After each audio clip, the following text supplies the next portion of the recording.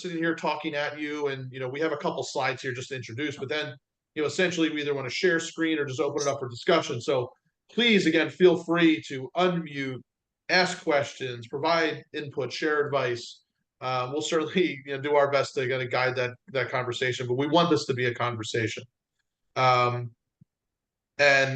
again, it's for those that are new. Again, it's called Find Your Perfect Match. How to recruit and retain your ideal enrollment.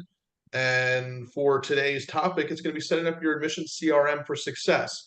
And just to highlight again, if this is your first session, which I think it is for many of you, you can see all the recordings on the Montessori Foundation's YouTube page.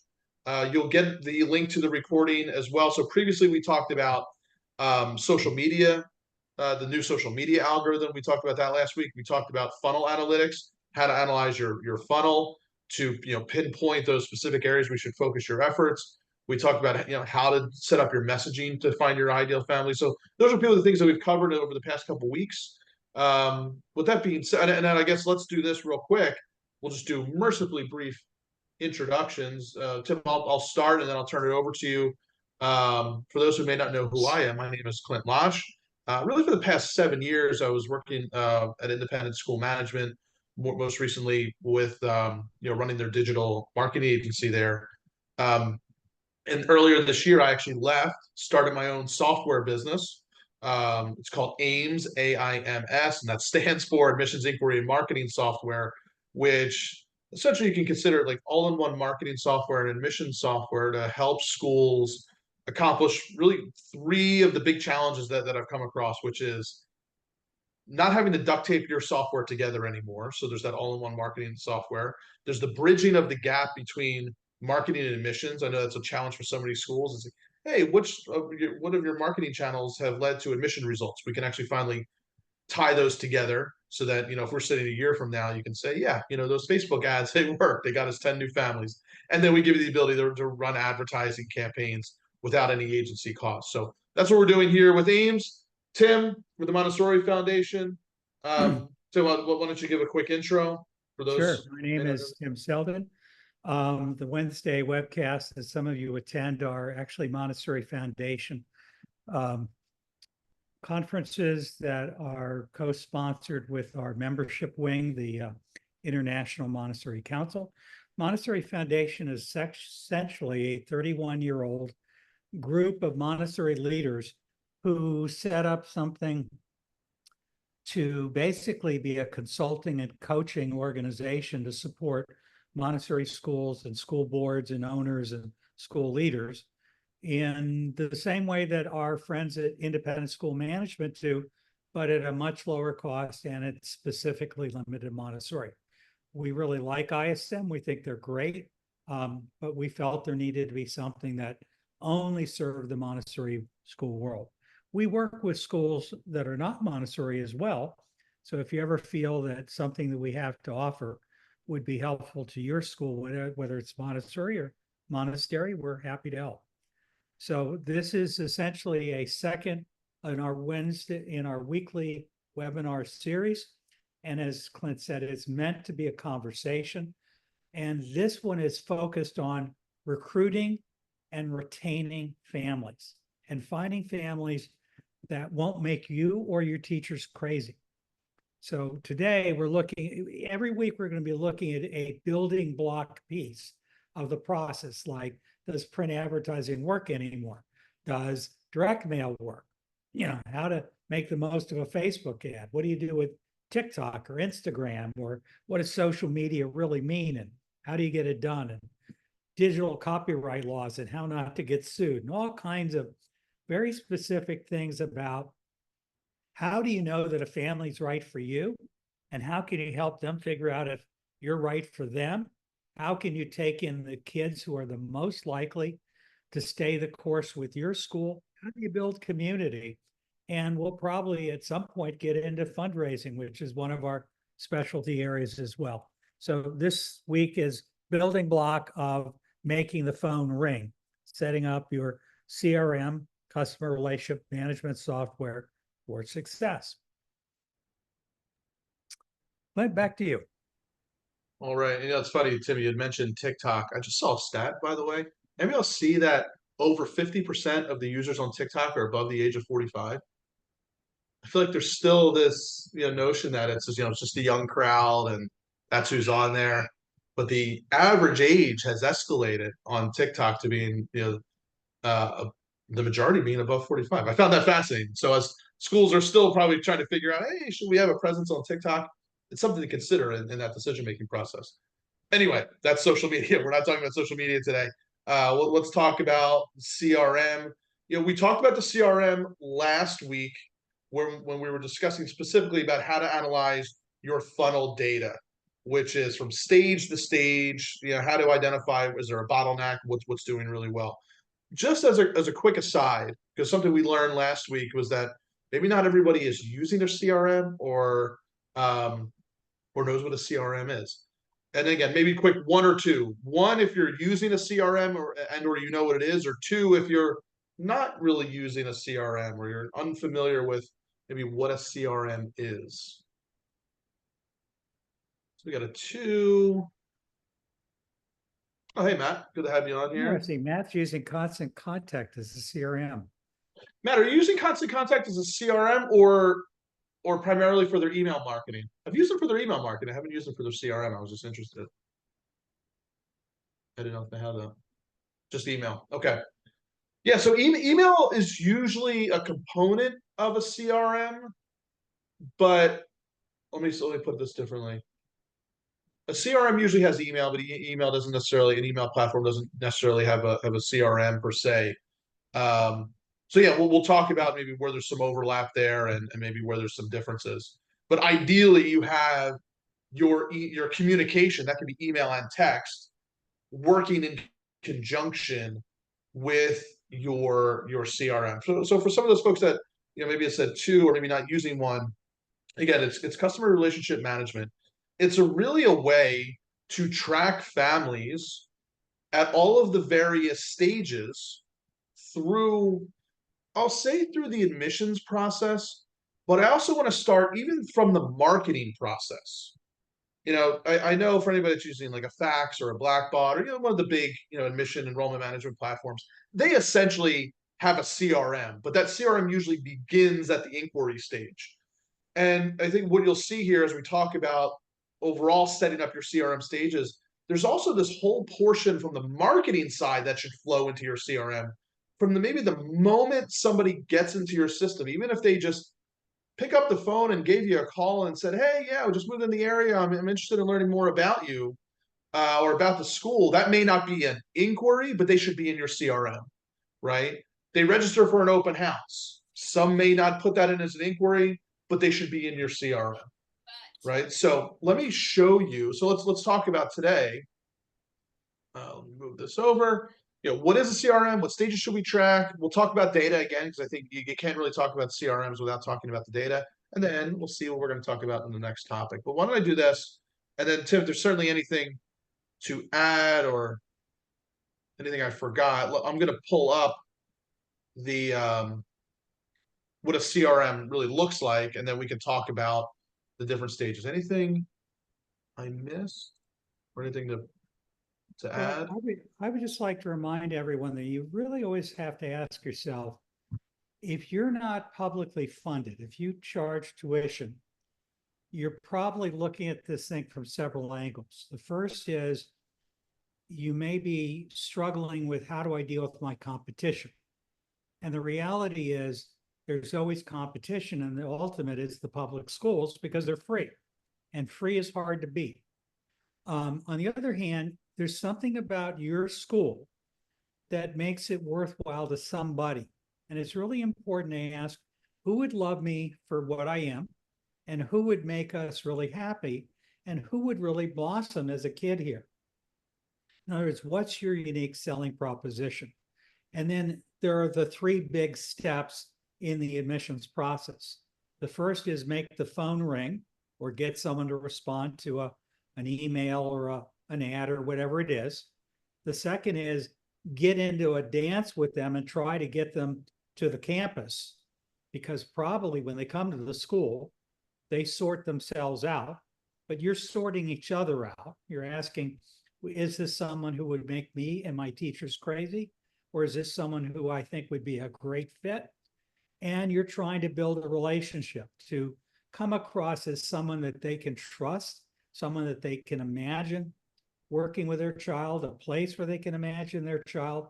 So relationship building. And then because they're almost certainly looking at multiple schools, you're trying, if it looks to you like there's a good match, you're trying to actually lead them through the journey and have them fall in love with your school if you feel that you and they are the right match. Now, having gotten married, once the honeymoon's over, then we begin the real work of trying to bring them into the school and build them into loyal members of the community, all that good stuff to get them to come back all the way through graduation. So CRM is a key software solution. There's lots of them out there. The reason why I'm working with Clint is not because he's the only one. There's lots of people doing it. It's because, one, by far, he's the cheapest that I've been able to find as someone who not only consults with schools, but we actually have a school and we actually use what Clint is selling. And I really like the way it works. It's not necessarily, there may be something better. I haven't found anything better, but I really appreciate the cost effectiveness, the fact that, Clint, you're not so big and impersonal that you don't still develop personal campaigns with schools. And I really like the way your software makes it easy for people to understand what's happening. So whatever tool you use, we folks really encourage you, use a tool. This is much better than your memory or index cards. Clint, back to you. Yeah, thanks, Tim. I appreciate that. And again, I'm going to be showing obviously the software. That's what we're utilizing. But when we're talking today, these strategies that we're talking about, it applies no matter what software you're using, as long as you're using a piece of software. Again, this is probably the most relatable to like a HubSpot, right? I would like to say we're kind of like the HubSpot for schools. But there are a lot of other CRM platforms, whether you think about Salesforce or Active Campaign, or I think MailChimp might have a CRM portion to it. Trello has a CRM, or if you use something like Asana, they all have something that maybe looks like this, where you have these cards. You can put in a list format. I never really liked the list format, by the way. I kind of like visually seeing it this way, and so even I know there's a lot of schools out there that might be setting up like a Google Sheet or an Excel file that has your families at different stages. It works, right? Not the most efficient by means, but it's a form of a CRM to help you keep track. Certainly better than your memory. So today, what we want to talk about is just have a discussion about how should you set this up, regardless of what platform that you're using. And something that I've learned, right, when talking with hundreds of schools about their CRM, everybody's doing it differently. I have some schools that they have a stage set up for like, let me take a step back. It's a very granular setup for every one of your touch points throughout the different stages of the admissions process. Let me give you an example. For example, call scheduled, so somebody schedules a call, you put them here, and then they complete the call, they go here, and then tour scheduled, tour no-show, tour completed, right? So you can set up your admission CRM in a similar way. I've seen other schools that they don't want to do it that way. There's another school that I'm thinking of specifically. They have, I think, 4 or 5 stages. It's like lead, inquiry, application, decision, enrolled. I think it was only 4 or 5. And I think what's most important is that you have it set up so that it's the way that you want to track families. And if you do this right, that means there's a couple things that you can do here, which is making sure nobody's falling through the cracks, knowing exactly when to follow up with folks, especially if you're stretched thin already, you're looking at this like, oh, who needs a follow-up, who doesn't, who's urgent, who isn't. What were you saying, Marge?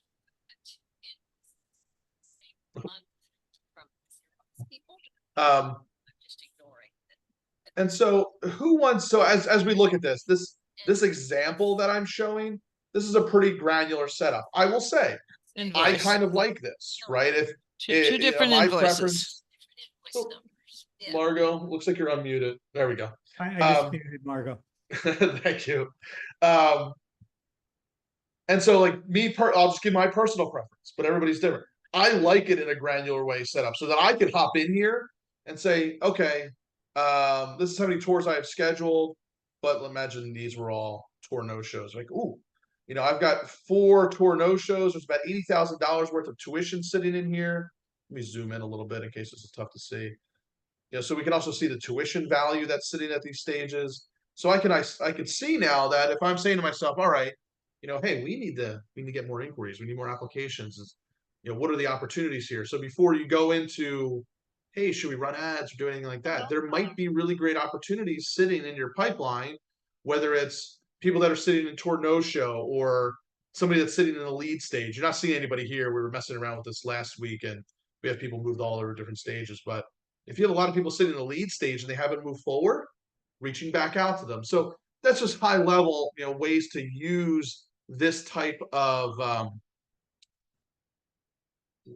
pipeline setup. And yeah, here's an example of a simple one. Now there's nobody here. It's just a demo, but you could have lead, inquiry, application, accepted, enroll. Very simple setup.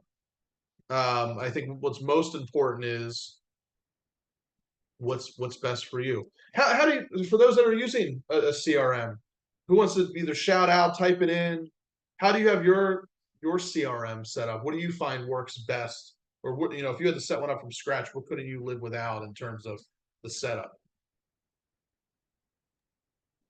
I think we've gone back and forth on this a lot. I'm new in this head of enrollment role this year and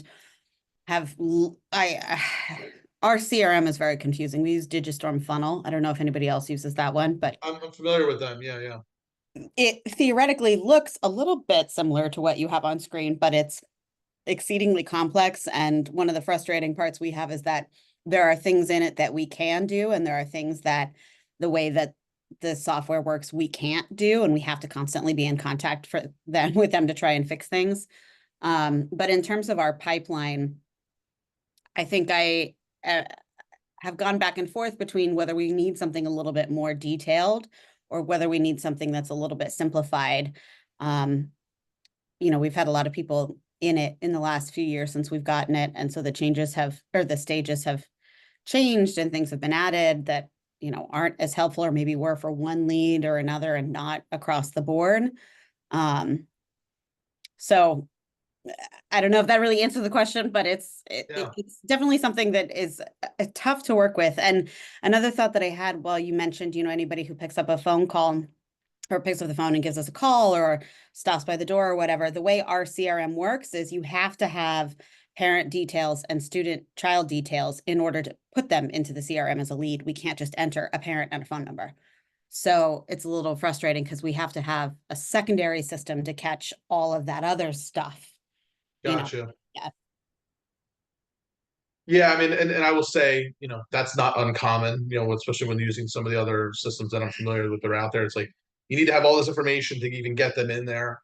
I personally say as a best practice, the reason that we have it set up the way that we have it set up is because there's a lot of stuff going on, before you get all that information, especially for families in the research phase. Maybe they're not ready to give you all that. They're just like, hey, I'm just learning, right? And one of the nice things to be able to do is track them from that first point of contact, whether it's a phone call, whether it's, maybe just an open house registration where maybe you don't even collect all of that or you need to collect all of it. It's where did they come from? And then being able to track them all the way through really gives you a great amount of data.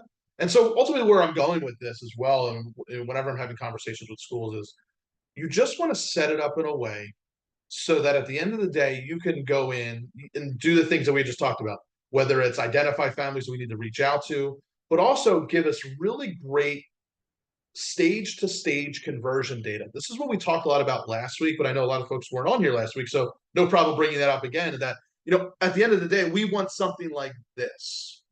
Let me show you.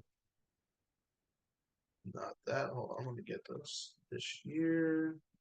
something that looks like this. And this is what I would say is, regardless of what stages you get set up, making sure you're tracking stage to stage conversion percentages. Okay, how many people that come to the open house, how many are converting to a tour? How many people that come to the tour are filling out a formal inquiry? How many people from the inquiry are going to application, so on and so forth? Now, you might have different stages. You might only do tours after you get an inquiry. Doesn't matter. Whatever your stages are, I think it's very important that you have these conversion, you're able to at least track these conversion stages. And again, even if you're using an Excel, you can do this just as long as you're tracking these stages. Anybody do this? Is anybody doing this with their stages? That's awesome. That's great, Sarah. Anybody else doing it? Or have questions about doing it? I do have a question about that. The way the Yeah. digital funnel works, when we set up our pipeline stages, we have to actually enter that percentage. I am just ballpark coming up with like a wild guess about what percentage is the conversion rate on each of these stages.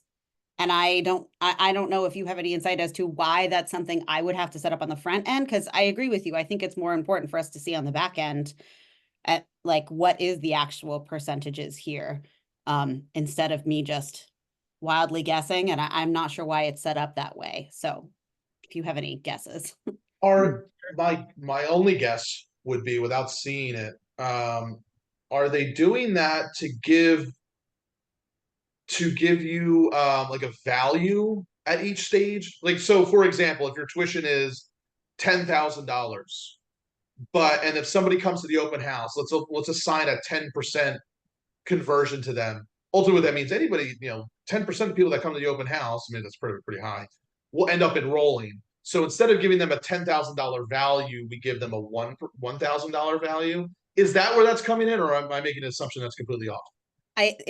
We aren't able to input any tuition information in there. So that would Okay, make so then sense to maybe me. that's not it at all. Okay. Yeah, it's confusing to me why it's asking me to enter a win probability as opposed to like, I feel like that's something that it should be calculating and telling me and that's what I work with. So in general, if they're asking you for a win probability, usually it's related to a value. The fact that you don't have value, takes that advantage away. The reason they're asking for a win probability is just to tell you, at the end of the day, how many people that come to an open house or a tour end up becoming one or enrolled.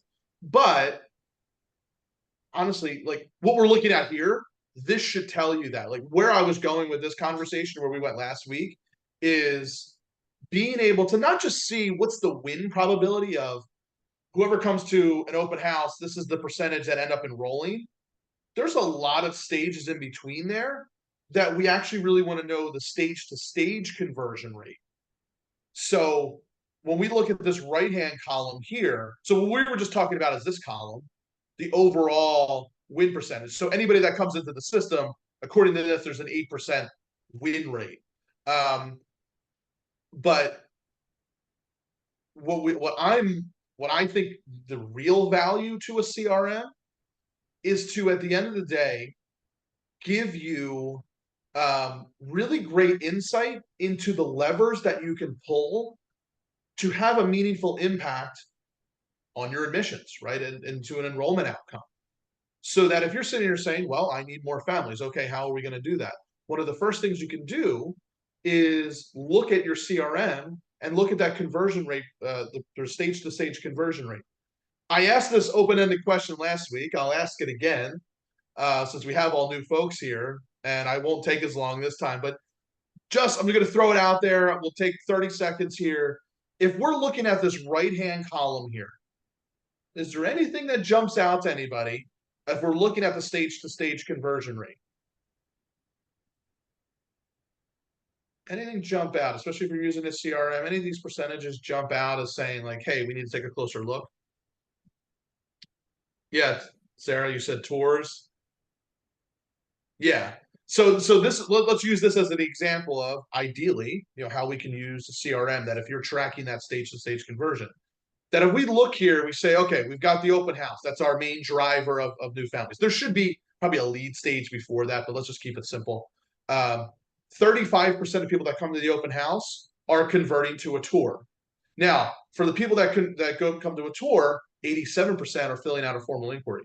And then from that, 76% are filling out an application. And from that, 73% are submitting their documents. Like, those in general are great conversion rates.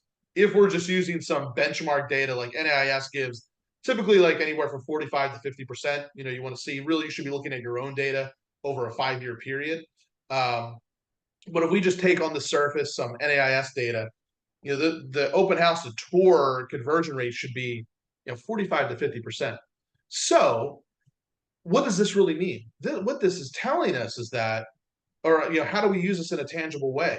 If you have your CRM set up this way and you're tracking that stage to stage conversion rate, now you can say, wow, if we want more families, like, we're doing an amazing job when we get them on campus. We just need to get more people onto campus. So there might be something. This might tell you, hey, what's going on between the open house and the tour that's not allowing us to convert a higher percentage? Is it follow-up? Is it the open house experience itself? Right?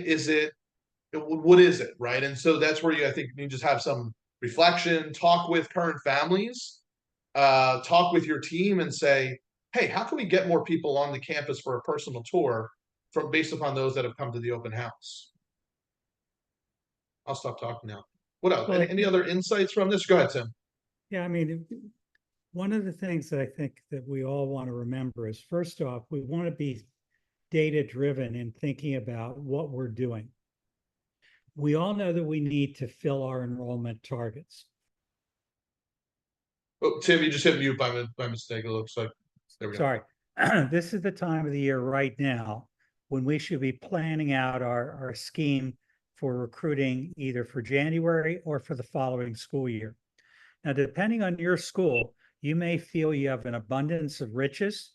People just keep applying, and the biggest problem is deciding who to accept and whether there's a better way to predict success. Or it could be that you're having no trouble filling spots, but they're leaving you after a year or two, not because they're unhappy, but because they find something better, which may or may not be a problem for you. But if it is a problem, you've got to ask, what is it we're trying to accomplish? The other thing is, people typically approach us 6 months or more before they're ready to actually pull the trigger and apply and enroll. Now, that's not always true. We always talk about the people who apply over the summer, desperately trying to see if you have a spot, or who apply in the first month of school because the new school year started and their kid is desperately unhappy and they're trying to find a space in your school. Again, that's where many of us make the most mistakes. But one of the things we want to do is develop a history of all of our contacts with everyone who ever inquires. The other thing you're trying to do is use this data to give you an indication how well things are working, including how long does the average student stay in your school, and what age is it when they finally transfer out, and where do they typically transfer to. But the other thing you're looking at is how well are we doing at getting families who make us happy, who are really, really pleased with the school that's supportive, versus families who are aggravating and aggravated, and children who are successful in our school. So all of this is giving you a tool for trying to accomplish all of those different pieces. But like any tool, you've got to understand how to use it. And it can be rather dry and dull. And that's what we're trying to do, is with this particular tool and with all the other things we talk about over the years ahead, we want to try to break the steps of recruiting and developing that deep sense of connection and trust between family and school, that partnership. We want you to have a school where you're not only full, people want to know what can they do to help you instead of what have you done to make them happy.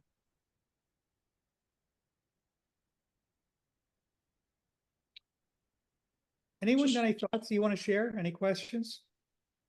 Really encourage you to turn on cameras and talk.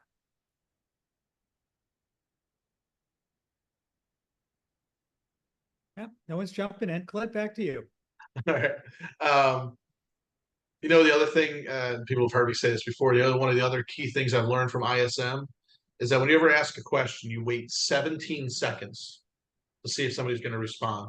That's just enough level of awkwardness to where if somebody truly doesn't have anything to say, they won't. But usually somebody will jump in within 17 seconds. Otherwise, yeah, it's time. We'll keep rolling. So Sarah had mentioned, she's using Digistorm. Matt, I don't think Matt's on here anymore. He mentioned Constant Contact. Now, Matt mentioned Constant Contact for email. And email is a portion, but it's not, I wouldn't say it's a true CRM unless I misunderstood maybe how he was using it. What are some, just either type in or shout it out, what are some other systems that folks are using to manage their pipeline? Hubly, okay. Haven't used them, but familiar with them.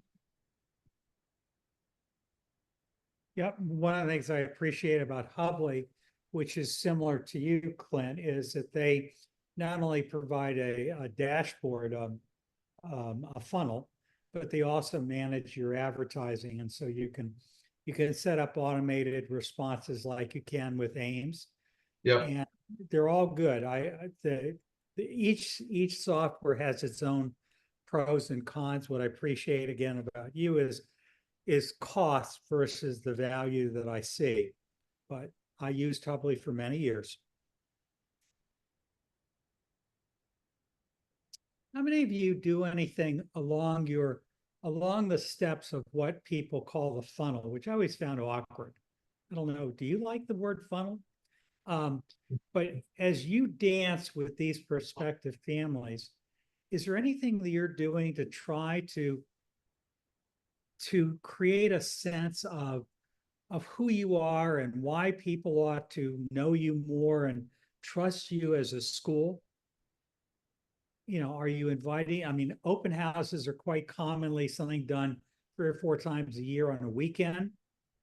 So a lot of schools like them. Some people literally bring petting farms and amusement rides and whatever, bubble makers and cotton candy. Other people do weekly tours. Some people do individual tours. What are the steps in your funnel?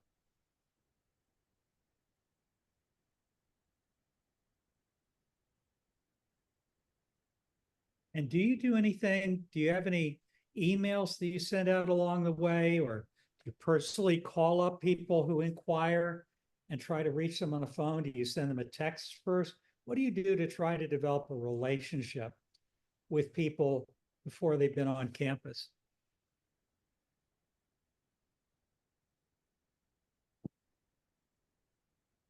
Yeah, so Sarah said we send informational material and emails about Montessori education in general, school news and events. When do you send that to folks? Is that at a particular stage?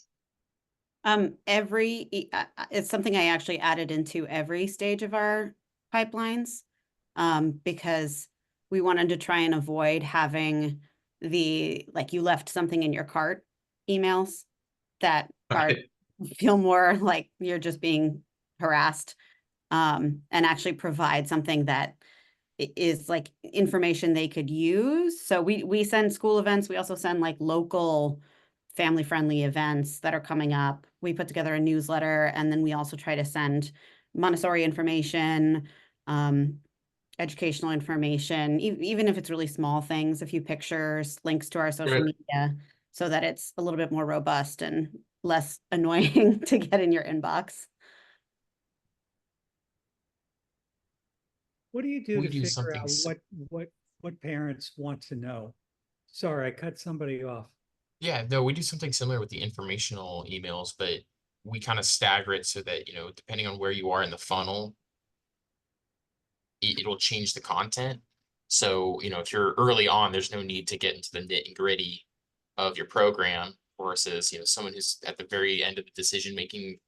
You're going to have a phone call with them. You're going to invite them to come back in for a tour if that's what they need to make a decision, whether it's with you or, with someone else. But one of the things that we started implementing was,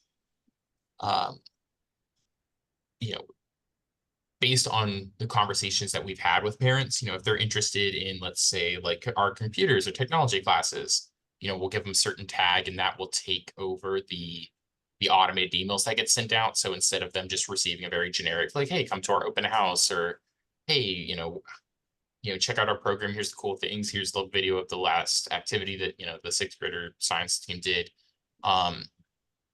Instead, they'll get emails about the topics that they've mentioned in the tours and our conversations, where, the things that are important to them. Because again, realistically, that's what's going to drive their decisions is, the 4 or 5 topics that they come in looking to go to a school for. And that's been pretty effective for us. And that sounds like a very effective use of the idea of using automated marketing or messaging, so that if you apply a tag, it sends a specific additional series of videos or an email or whatever that might capture their attention. Sure. Yeah, I love that. I mean, I think that's where you go with this, right? It's like when you're using platforms like this, right? Step one is like, okay, let's just get it set up, right? Get the stages set up, get the way how we want to track it. Next step is, all right, how do we make the most effective use of this? We went through the data, but then there's the automation, and some of the automation that's available, like what we have available through here. It's amazing what you can do, right? So just as Alex has described, right? You move from one stage to the next, we're triggering very personal emails. And I think that's the other thing to keep in the back of our mind. We'll talk about automation and things like that. And I think automation sometimes to some people has a negative connotation, which is impersonal, automated, right? But in fact, if done right, you can actually have very personalized communication that goes out that's more relevant and save you a lot of time, just like Alex was describing. And I'll show you some quick examples.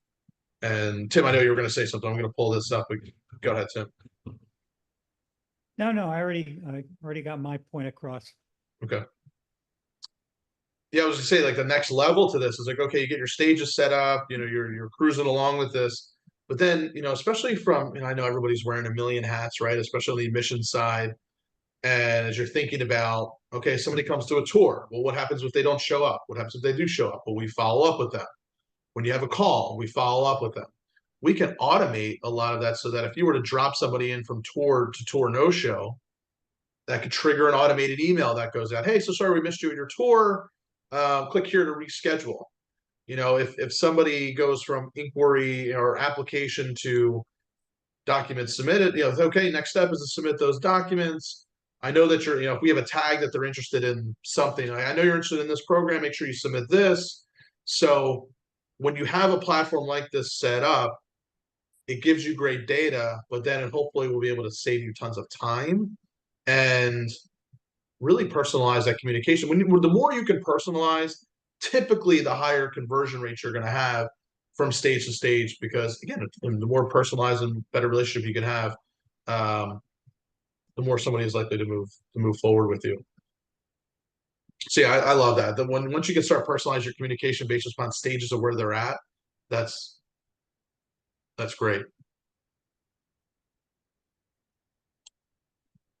Anybody else doing that with their platform, or personalizing the communication at each stage? Maybe you're doing it manually.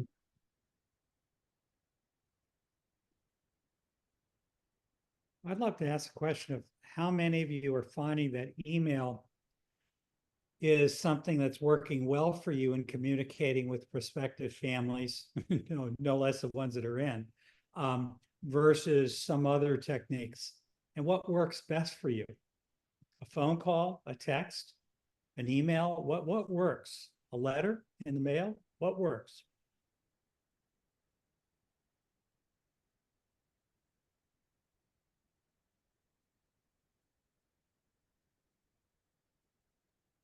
I found email to being, from the marketing side of things. For admissions, it's a phone call, but for us and the marketing side of things is the emails is the easiest way, because of just the automation that I can do, scheduling it out 1 week, 2 week, every 1 week, 2 weeks, 3 weeks, alternating every other month. I can send out emails and schedule everything out so there's never an email sent on the same day nor in the same week. Just it almost kind of like like a social media planner, just similar to for emails. But the admissions has found that the phone calls seem to work the best, or text messages. A lot of the CRMs now you can send text messages through, and so you don't even have to use your phone. You can just do it right from your computer. So you're basically sending an email, but straight to their text message on their phone, which has been super helpful. A lot of these softwares have the ability to allow you to call or to send a text from within the software, so it's not your personal cell phone. Other schools will have essentially a second cell phone that their admissions people use. Is that what you do, Sarah? Yep. Yeah, So there's something Go called ahead. Line 2, and you can set up an extra cell phone line, and that's what we have as an admissions, and it's only for text. But people that I just started over the summer, and people who I would leave multiple voicemails and they never responded to that, never responded to an email, seem to be getting back to me by a text. And then the parents that do come in and tour have appreciated having that as just another point of contact, that if they've got like one quick question, they can shoot a text over as opposed to sitting down and putting together an email. One of the things I appreciate about a good CRM software, whatever, I'm not sure what you're using, but I think that you can look at an individual like you, Sarah, and you can see what the history of all communication has been, whether by email and so forth, everything that they did or didn't do, which can be really valuable, as well as the 10,000 foot view of what's the big picture of what's happening.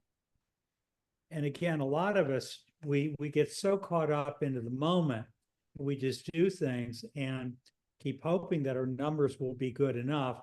And most of our schools don't have a big enough budget for that. We have got to make the most of every lead. And so I find, like you do, that texting, just saying, hi, Timseldin from the Aardvark Montessori School. Just wanted to reach out. Thank you. I'd love to chat. If you're interested, let me know. And they'll often respond, as long as it doesn't feel pushy.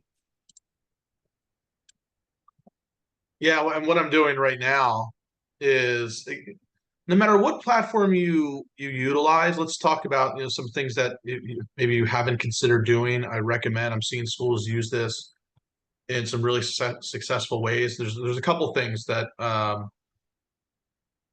in managing the pipeline that you can automate, that again I'm seeing schools have tremendous success with. One is, based upon actions or lack thereof that your families are taking, having an automated response to it, so that one, you don't have to remember to do it. It saves you some time. So let me give you an example. What if somebody didn't show up for their tour? I'm sure that's happened to a few of us, right? So let's say somebody's in our pipeline, and you have a pipeline stage, and they move to the pipeline stage, tour no show, right? We can send them an email, right, that says, sorry, we missed you. Please click here to reschedule, right? So you can have that. Yeah, I'm going to fill all this stuff out. Let's just put this.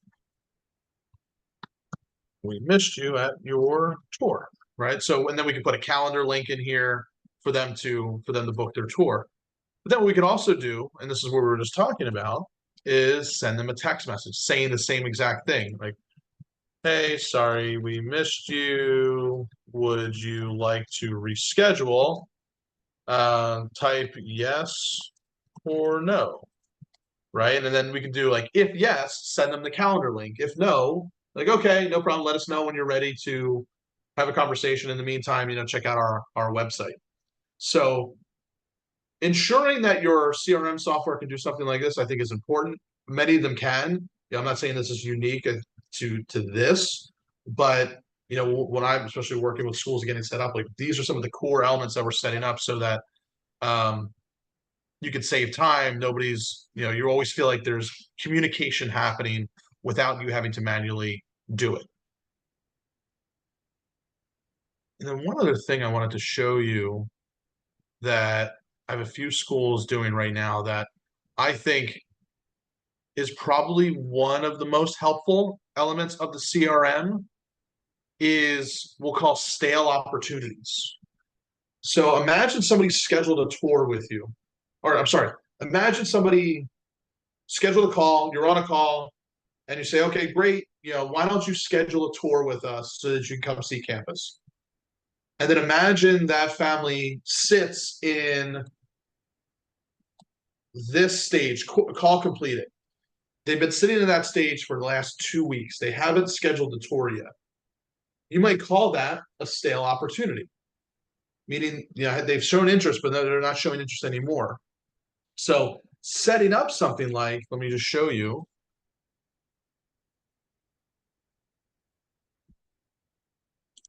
We can say stale opportunity, that if somebody, and I'll do this very quickly, is in the pipeline, their admissions pipeline, in the pipeline stage for they completed their call, and it was 15 days.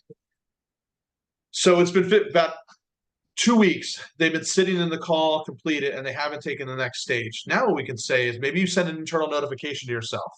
So you can just notify yourself and say, hey, self, right?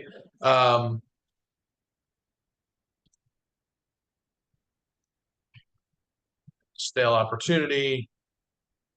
You can say, okay, contact, last name, family. So the Lousch family hasn't scheduled their tour in 2 weeks. You should reach out to them. Right? So you can just send an internal notification to yourself. What I miss? Oh yeah, all users. You can just send an internal notification to yourself saying, hey, we should follow up with this particular family. They've been sitting, and it doesn't have to be call scheduled. Maybe it's, so we talked before about how do we increase the conversion rates from open house to tour? This could be one of those things. Hey, it's been 2 weeks, it's been 3 weeks, it's been 6 weeks since the open house and they haven't moved forward. And then you might reach out to them and say,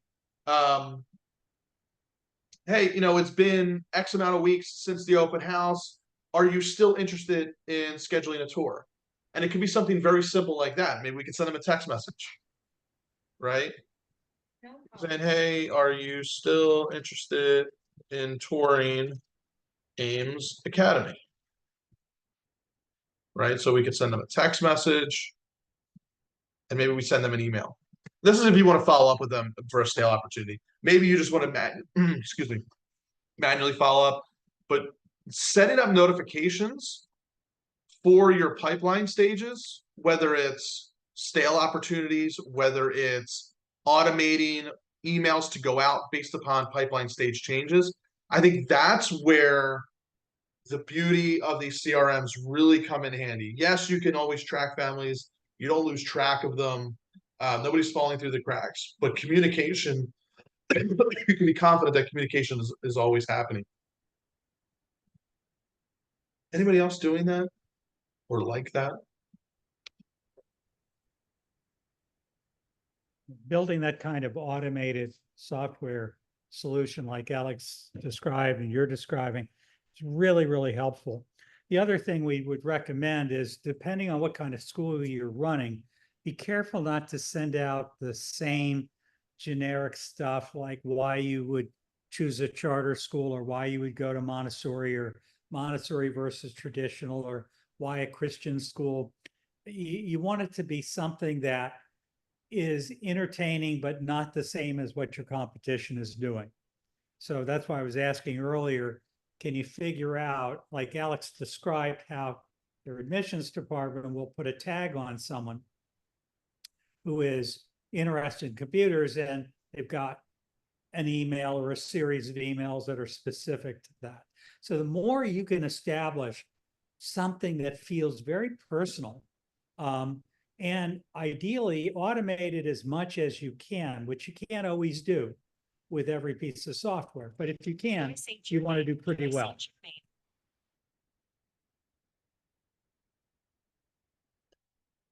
We're approaching the hour here. Any final thoughts, questions about CRM setup?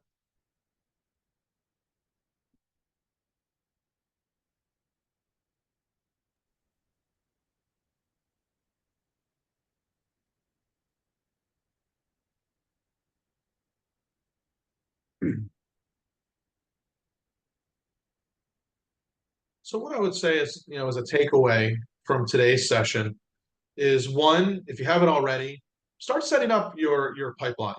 And I would look at, and I know it might be if you're using something that your pipeline technically starts at the inquiry stage where you need to get a lot of information, I would highly encourage you to start trying to set up, there's a lot of things that happen before the inquiry where you might be able to get parent information, whether it's just a simple phone call, whether it's maybe they registered for something where it's a very basic form that they filled out. That doesn't mean they shouldn't get into your CRM. I think to use this to the fullest capabilities and to have really great data, really great tracking, and to finally, to really bridge that gap between your marketing efforts and admissions. I think all of those stages need to be on here, from the marketing stages and your admission stages as well. But at the very least, make sure, set up your pipeline so that you have the stages that are most important for you to track. And, I think like Sarah had mentioned, you're likely going to go through multiple iterations of this, where it's okay, we set it up one way, like, I like this, I want to add this stage in, or I want to take away this. You can always edit it as you go. At the end of the day, what's most important is that you're getting the information in here, you're tracking those families, it's helping making sure nobody's falling through the cracks. And ultimately, it's pinpointing potential areas for you to focus your efforts. Looking at that stage to stage conversion data, I think it's one of the best things you can do on a regular basis. Is just look at that data. The data will not lie. It will tell you, hey, our conversion rates from tour to inquiry are amazing, but man, our conversion rates from open house to tour it's not great. What's going on there? Or hey, our conversion rates are great across the board.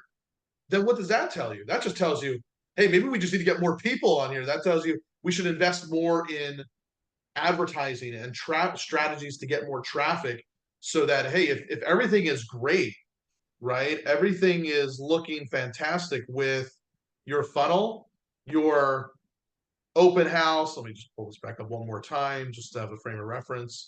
Hey, Your Clint, open house to tour conversion rates and everything is great. Then it's just traffic. Go ahead, Tim. And I'm going to make you host. We have a major delivery that's just arrived here at the office, and I've got to go. Okay. So I'm going to let you finish everything up and say goodbye to everyone. I All really right. want to thank you all for coming today. Again, this is intended to be very much a personal conversation. If you feel that you could use a hand at your school in looking at the way you're doing it, we are consultants in marketing. Clint's a consultant in marketing. He also happens to have a software solution, which I don't own a part of. We are actually users of it. We support it because we like it. But whatever you're using, whether Constant Contact or Hubly or whatever, if you feel you need a hand, we're here to help. Bye, everyone. Awesome. We'll see you Thanks, next Tim. And Diana, I know you just asked the question, but I think it's relevant to everybody. Yes, this is being recorded. And we'll send out the recording probably by tomorrow, and it ends up going on the Montessori Foundation's YouTube page. So you're always gonna be able to find these recordings as well. And so, yeah, again, I'll just continue to wrap up here, but I'm happy to hang on if anybody has any questions. Certainly, if you want to try out the software, my quick and shameless plug, right, is you can always go to getames.co. And I'll just put this in the chat. And the CRM is just one portion. We have marketing capabilities that replaces Constant Contact and things like that. Let me put this in here, everyone. So if you're interested in just taking a look at how this platform works, how it can help you save some time and give you some really great data, feel free to schedule a demo here. As Tim said, he works with schools on a consulting basis. You can always head over to them. If you want to talk with Tim, go to montessori.org and schedule a call with Tim and his team there to help you with your marketing, your messaging, and And yeah, so hopefully this was helpful for everybody. Again, we want to continue to make these a discussion, and so that we can share tips, give advice, all the good stuff. Before we start wrapping up, any questions? Last words?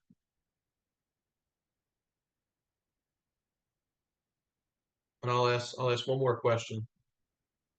Type in what you would love to see as a next topic. We're always playing around with different topics. Or shout it out. You don't have to type it in. Shout it out. What are some things that are top of mind that you would love to see us talk about? Things that we're playing around with, or advertising, getting a little more into social media, website audits. Throw it out there. What do you want to see us cover?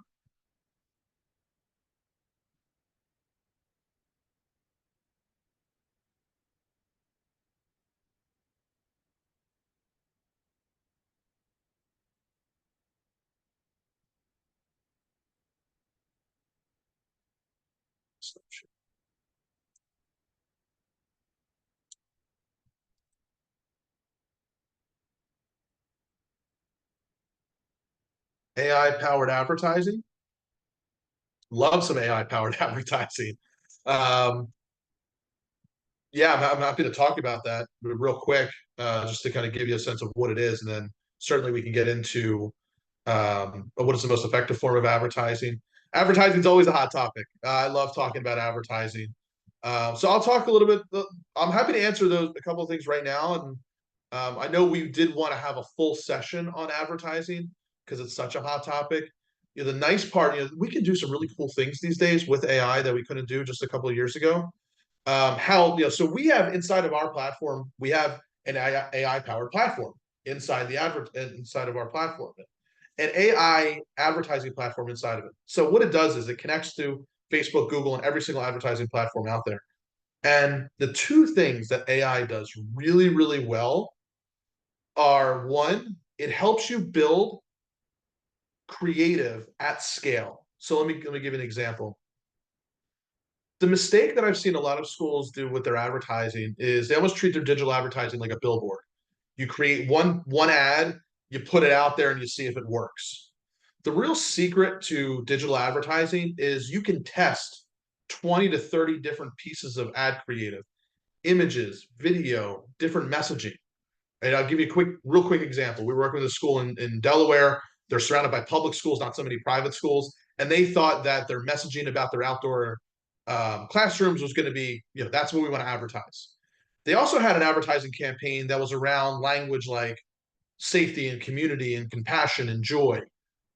What we found through multiple pieces of creative is the ad campaigns around the joy and compassion and safety that outperformed the outdoor campaign by 3 times, at 3 times the performance. So my point of that is that you wouldn't know that if you weren't testing 10, 15, 20 pieces of creative at one time. That's one thing that our AI platform does. You give it a couple images and some text, it will build out a full-blown campaign for you, testing 20, 30 variations, and then give you the data about what performs the best. So that's step one. So not only does it give you the data about what performs the best, then it does what AI is supposed to do, is it moves faster than humans, meaning it will then automatically start moving your budget to the best performing assets. That's typically something that you would have to pay an agency to do. I come from an agency. I know what we used to charge. You don't have to do that anymore. So one of the things that we're most proud of and we love is that now schools can run really powerful, really great ad campaigns without any agency fees. So now we can let the AI do a lot of that heavy lifting of analyzing your data, giving you that data, but then beyond that, then saying, okay, this image is doing great. This one image is not doing so great. Let's move your budget over to the stuff that's performing the best. And then what ends up happening is your costs go down by about 40 to 50%. And now you're getting a lot more bang for your buck, right? So because your ads are always being delivered, the best ads are always being delivered. And by best, we mean what's the lowest cost, best click-through rates, best conversions, all of that. So that's my long answer to what is AI powered advertising, and that it's doing some of the heavy lifting that you used to manually have to do. And those are the things that we want AI doing. And yeah, so we love it. And again, if anybody wants a demo of it, happy to kind of show it to you in action.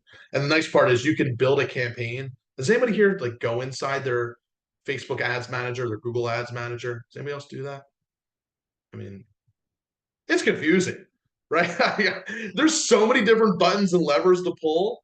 We don't necessarily have to use those anymore. We connect to the platform and really make it real streamlined. So, even when I'm doing demos, we can get a campaign launched within 30 minutes, which is pretty cool. So that's AI advertising. And what's the most effective form of advertising? It's a very open-ended question, right? It's the advertising that works, right? That's the answer. But the most effective form is what you'll find is that probably finding the messaging that works the best. Once you find the messaging that works, then you can use whatever platform you want. Like again, most schools are using Facebook, Instagram, and Google. And then with using like the AI, then you can find out, hey, this messaging is really doing great. This image, this video is really working well. And then once you know that, then you can start increasing the budget because you know that this works. Or maybe you want to go try YouTube or go try LinkedIn. Like I usually don't suggest you start there. I just had this question the other day. Should we try LinkedIn? I'm not opposed to LinkedIn. It's just understanding it's more expensive to advertise there. And I wouldn't start there with the more expensive until I figured out what is that messaging that's working best. And Facebook and Instagram you can get that data within a couple of weeks or even shorter depending upon your budget. And so it's figuring out what is your budget that you're comfortable with, let it run, figure out your messaging. And then again, part of that best form of advertising is don't make assumptions. Just put out a bunch of creative and let the data tell you what works. There's so many times where I've had a video or an image, I'm like, ooh, this is really great. This is the best I've ever done. And then next thing you know, it's like, it didn't perform very well. But something you never thought would perform very well is like it's the best. So never make assumptions about what's going to work. That's what I especially like about why it's not a billboard, right? Billboard, right? You get one shot and that's it. You don't have that with Facebook and Instagram and Google. With even thinking like Tim, with Tim's school, I think there's like 30 different variations of ads that are running that didn't take that long to create. But then we let the AI do its thing. So hopefully I'm not sure if that answer with the best form of advertising is, or did you have a more specific question related to that? I don't want to leave you without an answer. Okay. But yeah, so all that to say, maybe we'll talk a little bit more detail about advertising next week. We can build some campaigns and give some examples, what's working the best. So I like it. All right. Any last questions before we officially hop off? All right, everybody. Well, hope you found this helpful. Again, since you registered for today, just as a reminder, you're registered for all of our Tuesday sessions. So you'll get the reminders leading up to it. You don't have to re-register for next week. As we talk about advertising, you won't need to re-register. And yeah, hopefully that you find these sessions helpful, these conversations. And if there's anything you want us to talk about or anything we can do to improve this, let us know. We would just want this to be a really great resource for everybody. All right, everybody. Thanks again for joining us. Have a great rest of the week. See you next week. Bye-bye.